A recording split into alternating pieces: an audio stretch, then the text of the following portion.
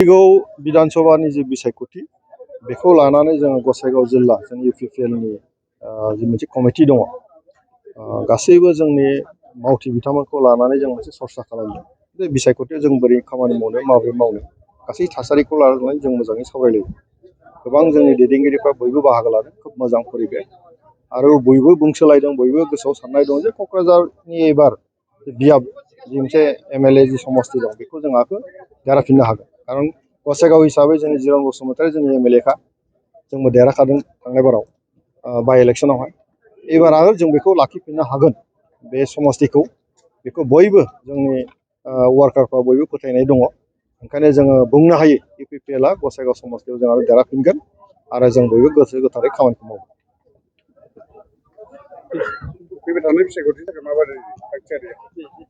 बेनो दिनैनि जे मोनसे मेल खुंदों बे फैगौ बिसायख'थिखौ लानानै जों सावरायदों जोंनि थागथियारि जोंनि जानायखौ लानानै जे बोरैबा खामानि मावनो माबोरै खामानि मावनो बोरै जोङो सानलायलायनो बेखौ लानानै जों दिनै सरसा खालामदों बयबो बाहागो लादों प्राइमारिनिफ्राय लानानै ब्लक लेभेलनिफ्राय लानानै जिल्ला लेभेलनिफ्राय लानानै बयनिबो गोसोआव बयबो साननाय दङ जे एबार गसाइगाव समस्तिखौ आरोबाव जों देरहाफिनगोन बयबो खामानिखौ गोख्रोङै मावगोन बेवहाय बिपिएफआ बिटिसि सरकार दंब्लाबो बिथांमोननि जि आखल बेखौ रायजो राजाफ्रा नुबाय जे 5 मासाव जिबायदि मोनसे दाङा हांगामा इन्टारनेट बन्द जालायनाय मोनसे परिबेस फैबाय बेखौ रावबो लुबैयाखैमोन 5 बोसोराव बिथांमोननि रायजो सासन खालामनायखौ नुबाय गतिके रायजोफ्रा मोनसे साननाय फैफिनदों जे आसलते 5 बोसोराव प्रमद बर' बिथांनि दैदेननायाव जि बिटिसि सरकार दंमोन बेयो बिराद सान्थि गोजोनै खालामलांदोंमोन बोरैबा दाख्लै देरहाखांनानै बिपिएफ सरकाराव फैफिनबाय नाथाय असान्थिसो जाफैफिनबाय बे थासारिखौ बिटिसिनि रायजो राजाफ्रा मोजाङै बुजिफिनदों गतिके एमएलएआव मोनसे सुजुग मोनबावदों जे रायजो राजाफ्रा जे एमएलएआव एबार इउपिपिएलखौ गोख्रों खालामनानै बिपिएफनि जि मोनसे अराजकता बेखौ हयथ' नागारगोन बेनिफ्राय बिपिएफखौ दुर्बल खालामनो थाखाय रायजोफ्रा सिद्धान्त लागोन। श्रीरामपुराव माखासे ड्राइभारफोरनि अभियोग बा राइजोफोरनि अभियोग गोबां सिन्डिकेट सोलिदों होननानै बेबायदि अभियोग थिखोदों आरो बेनि सायाव नोंथाङा मा बुंनो? ना बे अभियोग सोर खालामदों सोर खालामाखै श्रीरामपुराव जि घटना जादों बुलाय सोलाय जादों बेथ' प्रमद बर'नि दिनाव जायाखै जोंनि इउपिपिएलनि दिनाव जायाखै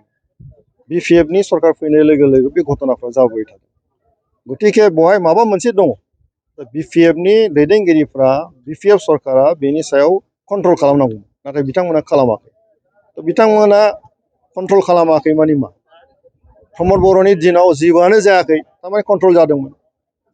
आरो बिटिसिआ मिथिगौ बेखौ दा दिनैनि तारिखआव गन्डगल जादों बेखौ बिटिसिनि सरकारा मिथिगौ गतिके बिथांमोना लिंक दङ बिथांमोना कन्ट्रल खालामनांगौ गतिके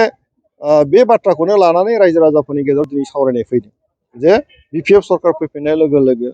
सिन्डिकेट राज जादों बयनिबो जाथि जनगोष्ठीनि गेजेराव आरो नांलाय खमलायनि थासारि फैबाय थादों बे बाथ्रायासो दिनै नुसारसारदों गतिके बेखौ रावबो मोजां मोना ओंखायनो बिसायख'थिनि गेजेरजों एबार बिसायख'थियाव एमएलए बिसायख'थियाव बिपिएफखौ फेजेननो थाखाय रायजोफ्रा थांखि लाबाय आरो इउपिपिएलआ देरहागोन। एबारनि एमएलए बिसायख'थियावहाय माने इउपिपिएलआ सोरजोंबा एलायन्सआव गेलेगोन बेनि सायाव सारा मा बुङो? ना जोंनि एलायन्सखौ लानानै जोङो दिनैसिम खुनु फाइनाल बिदि जेबो सावरायाखै आरो जों खालि बेखौल' मिथिगौ थांनाय 2021 मायथाइयाव जोङो एनडिएजों दङमोन दाबो जिथु सरकारा सोलिगासिनो दङ जेब्लानाखि बिसायख'थिया फोसावगोन बे समसिम जोंनि एलायन्सनि धर्मखौ जों लाखिलांबाय थादों खिन्थु जोंनि प्रायरिटिया जाबाय मा इउपिपिएलआ हारसिङैनो 15टा समस्तियाव गेलेनानै देरहासार जानायनि जि क्षमता बे क्षमताखौसो लानानै जोङो दावखोलांनायनि सिन्ताखौ दंबाय थायो आरो बे साननैसोनि गेजेराव सोरबाया जुदि जोंजों रायज्लायनो फैयोबा बिनि थाखाय जों थियारि।